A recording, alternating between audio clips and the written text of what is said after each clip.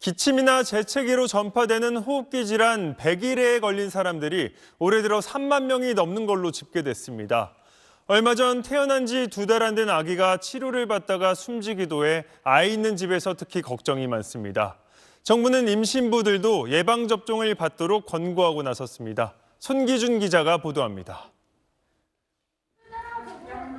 서울 마포구의 한 소아청소년과 기침이 심해 내원했다가 백일해 진단을 받은 어린이 환자가 최근 부쩍 늘었습니다. 애가 너무 기침을 많이 해요. 폐렴인 것 같아요. 라고 와서 검사를 하고 그때 백일해가 나오는 경우가 꽤 됩니다. 백일해는 발작적 기침이 특징인 급성 호흡기 질환으로 감염자의 비말을 통해 주로 감염되는 제2급 법정 감염병입니다. 최근 몇 년간 백일해 환자는 많아야 300명 이하였지만 올해 들어선 누적 환자가 3만 명을 넘어서며 지난해 대비 100배 넘게 폭증했습니다. 학령기 소아 청소년이 전체 환자의 87%를 차지하는 게 특이점입니다. 13세에서 19세 사이 청소년이 45%로 가장 많았고 7세에서 12세는 42.2%로 그 뒤를 이었습니다. 백일해 환자는 우리나라뿐 아니라 영국, 프랑스, 미국 등 주요 선진국에서도 크게 늘었습니다.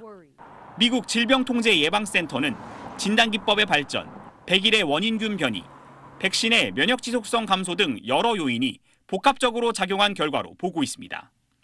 12세 때까지 추가 접종을 해야 되는데 딱 그 전후로는 좀 접종률이 살짝 떨어지는 경향성이 있습니다. 성인이 돼서도 10년마다 하는 것이 권장이 되고 있습니다.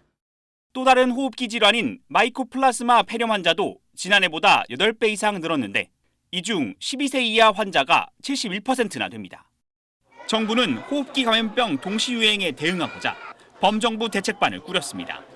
정부는 영세 영아를 보호하기 위해 임신부를 상대로 백일해 예방접종을 독려하는 한편 환자의 밀접 접촉자 중 고위험군 등에 대해선 예방적 항생제 사용을 적극적으로 안내할 계획입니다. SBS 송기준입니다.